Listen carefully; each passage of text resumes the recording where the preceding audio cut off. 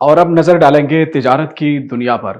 Pakistan stock market میں مثبت رجحان دیکھنے میں آ رہا ہے۔ کاروباری ہفتے کے آخری روز سٹاک مارکیٹ میں کاروبار کا آغاز مثبت زون میں ہوا ہے۔ سٹاک مارکیٹ کے 100 انڈیکس میں 719 پوائنٹس کا اضافہ ہوا، جس کے بعد 100 انڈیکس 1,13,925 پوائنٹس کی سطح پر ٹریڈ کر رہا ہے۔ واضح رہے کہ گزشتہ روز سٹاک مارکیٹ میں 100 انڈیکس 1,719 پوائنٹس اضافے کے ساتھ 1,13,206 پوائنٹس کی سطح پر بند ہوا تھا۔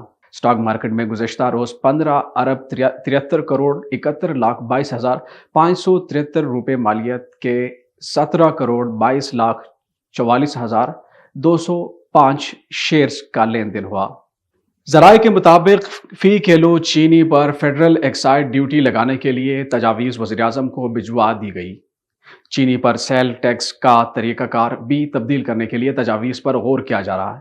ٹیکس لا میں ترمیم کے ذریعے فیکسڈ سیلز ٹیکس عائد کر کے وصول کیا جا سکتا ہے۔ ذرائع کا بتانا ہے کہ ابتدائی طور پر 3 سے 4 روپے فی کلو تک FED عائد کیے جانے کی تجاویز ہے۔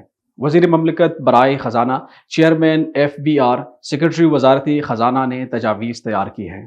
FED سے عام آدمی فی کلو چینی خریدنے پر اس ضد میں آئے گا۔ FED اور سیل ٹیکس تجاویز حتمی فیصلہ وزیراعظم آفس کی جانب سے ہوگا۔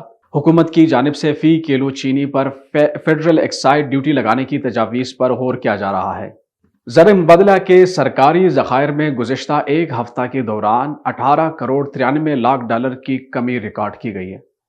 اسٹیٹ بینک سے جاری اعداد و شمار کے مطابق زر مبادلہ کے سرکاری ذخائر گزشتہ ہفتے کے دوران 18 کروڑ 93 لاکھ ڈالر کمی سے 16 ارب 18 کروڑ 93 لاکھ ڈالر کی سطح پر آ گئے ہیں۔